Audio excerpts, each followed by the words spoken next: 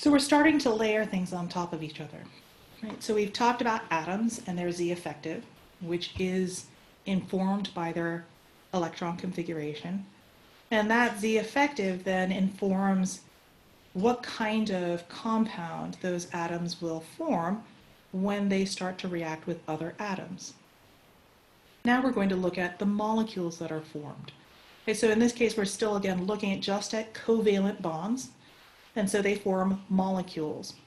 If you don't remember what a molecule is, make sure you go back to one of the earlier videos of matter. So a molecule is a discrete compound, and all molecules are going to be made up of covalent bonds. So if all the bonds in the molecule are non-polar, the molecule is non-polar. So here's an example of CH4.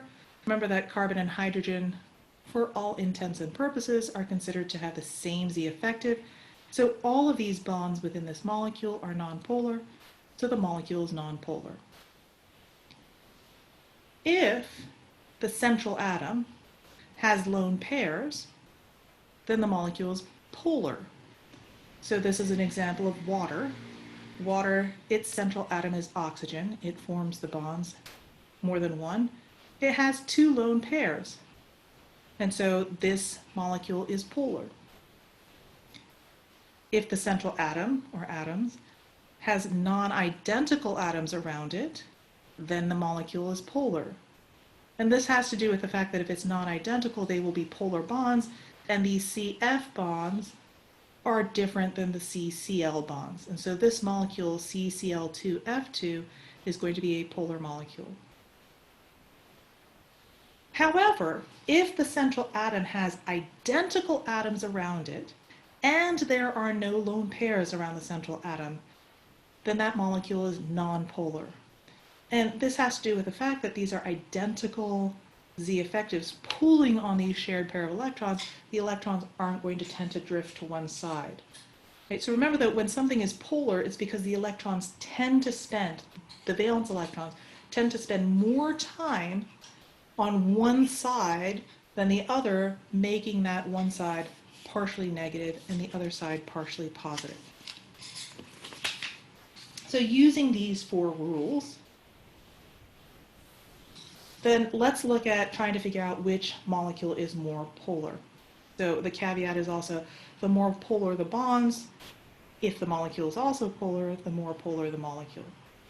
So PCl3 versus PF3, PCl3 versus BCl3, and PCl3 versus NH3. So at this point, pause the video and just try it, and then we will look at what's going to happen. You're back. All right.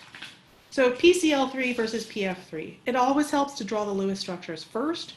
So I know that these are polar molecules because P, which is the central atom in both cases, has a lone pair. Boom, automatically polar. But which one's more polar? So then I have to look at the bonds, the PCl bond versus the PF bond. So P and Cl are both in the third energy level. They both have the same shielding as neon. Cl just has two more protons than P. So Cl is stronger. But if I'm looking at that between PCl and PF, fluorine is so much stronger than Cl, and so when it pulls on the electrons, the fluorine is going to pull the electrons away much more strongly than the chlorine away from the phosphorus. So as a result, PF3 is going to be much more polar. And again, because chlorine has a lower Z effective than fluorine does. PCl3 versus BCl3. This is again where drawing the Lewis structure is really important. So PCl3 is polar because it has a lone pair. BCl3 is nonpolar because there are no lone pairs around the central atom. Trick question. Not really. This is really to remind you to draw your Lewis structures. So because this is nonpolar, nonpolar will always be less polar than a polar molecule. PCl3 versus NH3. So And if I have hydrogen here, it looks like N and H don't have very strong difference in Z effective. PCl3, they're farther apart. But remember that NH bonds are among the most polar bonds, even more so than PCl bonds, even more so than PF bonds. So because NH bonds are among the most polar, they will always outpolar a PCl bond. So how did you do?